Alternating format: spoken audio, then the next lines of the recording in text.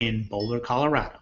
And today we are talking about a phenomenon where buyers put a property under contract. At the time I'm recording this, which is at the end of April 2014, we have this phenomenon in our marketplace, at least, where there are shortages and sometimes hyper shortages of inventory. And so there's this phenomenon where a buyer puts a property under contract, and then something happens that makes it extremely likely that the buyer won't close. Or in fact, we get to the closing date and the buyer doesn't close.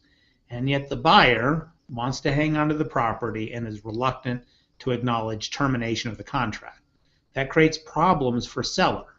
Why? Because until the buyer acknowledges termination of the contract, seller is inhibited in moving on to replacement buyers. So, before we get into the meat of this, let me give you a few disclaimers here. We all know the concept that a little information can be dangerous. This broadcast is not intended to be legal advice. I do not know the circumstances of your particular situation. This article is just the video equivalent of an article trying to give you some information that will help people be careful and perhaps, and hopefully, probably engage lawyers to address their particular situations. All right, back to the meat of the presentation. I would say these situations tend to fall into three categories. One category is where a deal goes under contract, and typically a transaction, let's say in this discussion, goes under contract on day 0 and is set to close on day 60. And sometime in between that contract formation stage and the closing stage, something happens where the buyer is unable to satisfy a contingency. I'm going to call that the mercy killing scenario. There's a second scenario where we're going to talk about where in between the contract formation stage and the closing stage, how do you like that for some video highlights there? In between those stages, the buyer actually breaches the contract, or at least the seller perceives that the buyer has breached the contract. We will call that the pre-closing buyer breach scenario. And then there's a third scenario where the buyer isn't able to close by the closing date. We will call that the failure to close scenario. All right, going back to the first scenario. This is the scenario where a contingency isn't satisfied. So, an example. The buyer's obligation to close might be contingent on the buyer getting a loan. And let's say that contingency is written in the contract so that it remains open through day 45. So you're the seller or you're the listing broker, and now it's day 46. And you call up the buyer or the broker who's working with the buyer. Hey, broker, did your buyer get their loan? No, they tell you, we did not get the loan. Does that give the seller at that stage the ability to kick out the buyer? And at least with the state-approved contract in Colorado, and many of the contracts that you all will be working with, just because the buyer's obligation to close on the purchase is contingent upon the buyer getting a loan, doesn't mean that that is a contingency that benefits the seller. It doesn't mean that the seller can take advantage of that contingency. It doesn't mean that the seller can kick the buyer out of the transaction. In Colorado, our financing contingency, the pre-printed contingency in the Colorado state-approved form, is very clear that that contingency is for the benefit of the buyer. If the buyer chooses not, some more video realism here, it chooses not to push the eject button and eject themselves from the contract, the seller is stuck with that buyer until the transaction closes. Don't get me wrong, there are consequences for the buyer who does not hit the eject button, because unless there's some other contingency that excuses the buyer from performing, the buyer has put the buyer's earnest money at risk and the buyer is also exposing themselves to other potential breach remedies that the seller might have against that buyer. Nevertheless, for the brave buyer or the foolishly brave buyer or just the buyer who's not paying attention, the seller does not have the ability to eject buyer number 1 from the contract and move on to buyer number 2. In Colorado, that's true with all of the pre-printed contingencies. In your situation, I don't know. I haven't seen the language. The seller needs a lawyer so that the lawyer can help the seller understand whether the contingency that the buyer has not satisfied is a contingency that allows the seller to push the eject button and eject buyer number one out of the contract. Next scenario. This is the scenario where the contract has a provision that requires the buyer to do something prior to closing, and the buyer doesn't do it. So, examples are, in Colorado, the state-approved form has this concept allowing the buyer to tender their earnest money after the deal goes under contract. So in our scenario, this is a transaction that goes under contract on day 0. It's set to close on day 60. And let's say this contract calls for the buyer to tender the buyer's earnest money by day 5. Another example might be that the buyer has an obligation to deliver the seller a lender pre-qualification letter, say by day 5. Otherwise, the buyer is in breach of the contract.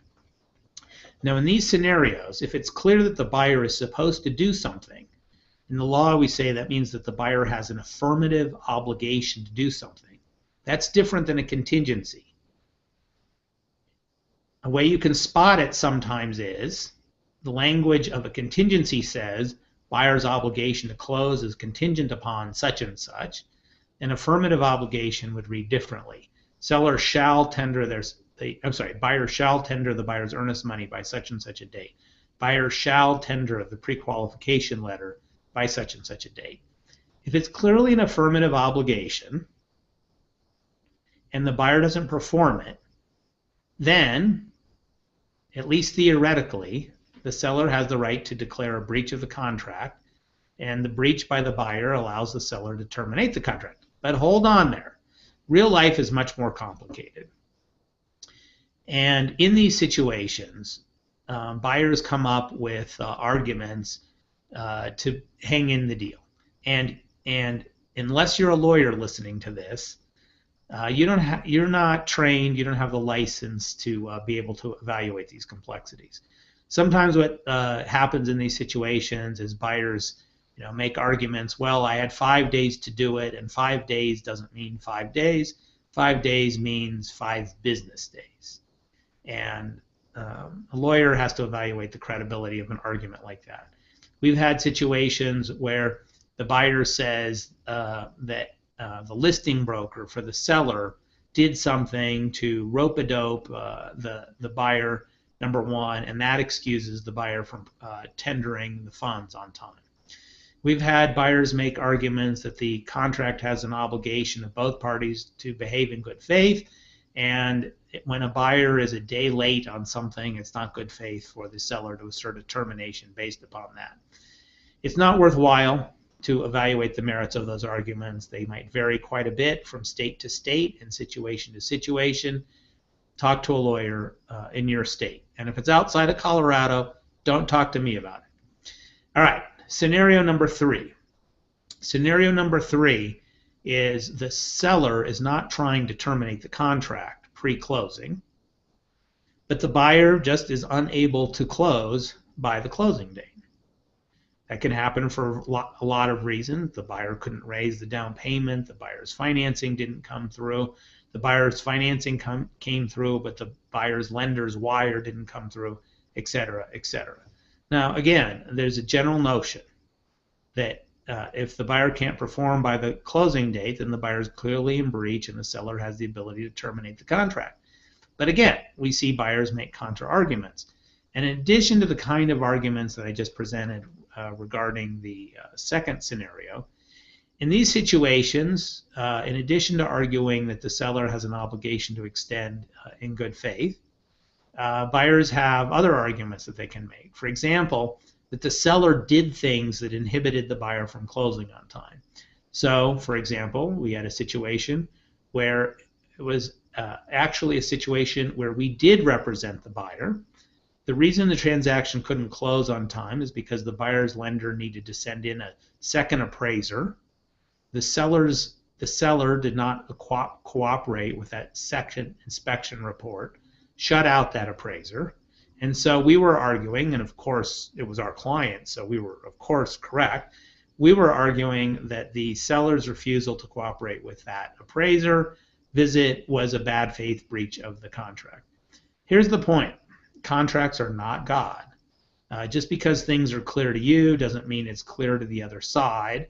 The only way to sort of get a decision on it is not by asking the umpire, what's your ruling? It's not that simple. The umpire in these situations are judges, and the way you get the attention of judges is by filing lawsuits. Lawsuits unfold over long periods of time. In the meantime, and this video is given from the perspective of the seller or the listing broker side, in the meantime, buyers do things, sometimes foolishly, sometimes crazy ways. They do things like recording the contract, their contract, in the clerk and recorder's office, which creates a title blemish which can inhibit the seller from selling the property to other buyers. Might there be consequences for a buyer who records an expired or breached contract? Yes, there might be. The seller might have a slander of title claim against that buyer. Might the contract provide that if the buyer breaches the contract and there's litigation about it, the seller might be able to recover the seller's attorney's fees from the buyer? Yes, the seller might be able to recover the attorney's fees from the buyer. How these disputes turn out, however, often tends to have less to do with the law and tends to have more to do with the relative tenacity and feistiness between the seller, buyer number one, and then what's often motivating the situations is the seller's desire to move on to a buyer number two. Thank you very much for listening to this presentation. Be careful out there. Remember the disclaimer, a little bit of information is dangerous. Hopefully this presentation has made you more cautious and encouraged you to talk to a lawyer in your jurisdiction. Thank you very much.